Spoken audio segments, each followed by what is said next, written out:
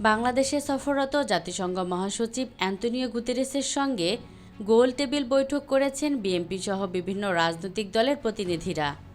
শনিবার দুপুর ১টায় রাজধানীর শাহবাগে হোটেল ইন্টারকন্টিনেন্টালে এ বৈঠক অনুষ্ঠিত হয়। বৈঠক শেষে সাংবাদিকদের সঙ্গে আলাপচারিতায় বিএনপির মহাসচিব মির্জা ফখরুল ইসলাম আলমগীর বলেন, সংস্কার অবশ্যই করতে হবে। সেই সংস্কারের কথা সবার আগে বলেছে বিএনপি, কিন্তু সেই সংস্কারটা যত দ্রুত করা যায়।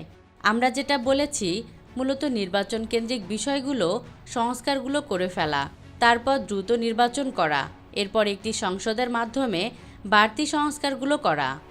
সংস্কার একটি চলমান প্রক্রিয়া, এটাই আমরা বলেছি।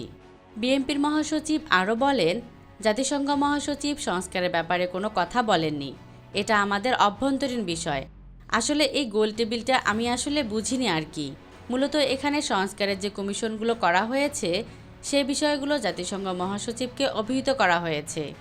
আইন উপদেষ্টা আসিফ নজরুল এ বিষয়ে অবহিত করেছেন। আমরা আমাদের বক্তব্যের মাধ্যমে যে কথাগুলো বলে আসছি সেই একই কথা বলেছি। নির্বাচনীয় সময়সীমা নিয়ে কথা বলেছেন কিনা জানতে চাইলে মির্জা ফখরুল ইসলাম বলেন, আমাদের কোনো টাইম ফ্রেমের কথা বলার প্রয়োজন নেই। সংস্কার আমাদের অভ্যন্তরীণ ব্যাপার। আমরা সংস্কার কমিশনগুলোর সঙ্গে কথা বলছি, তাদের সঙ্গে আমাদের যোগাযোগ আছে। তারা যা চাচ্ছে আমরা সব দিয়ে দিচ্ছি। ইতোমধ্যে আমাদের সঙ্গে একটা বৈঠক হয়েছে। জাতিসংঘের মহাসচিবকে আমরা আমাদের টাইম ফ্রেমটা দিতে যাব কেন?